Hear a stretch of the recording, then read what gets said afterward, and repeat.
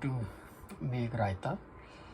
This is plain yogurt, dahi, desi dahi, which last week I made right here in there. So almost finished now. And this is I grind manually. The cucumber, mini cucumber, use this grinder, this side. So and only few things will go. Black pepper, ये काली मिर्च, this is salt, नमक, garam masala, jeera, this is common seed. I grind it a little bit to have a little powder in there, so it will be a little spicy. So red chili, it all go in there in the yogurt.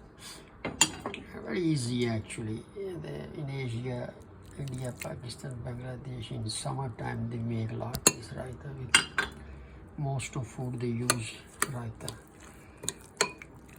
And what I'm going to use with pulao. So, raita, pulao, and little salad. Because meat is in there, so you don't have to make any other curry with that.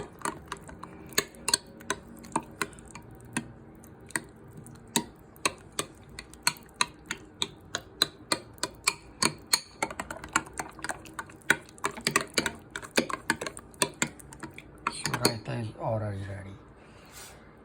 So salt should be fine, and all of them are very little. So because there's not much, I didn't put too much yogurt.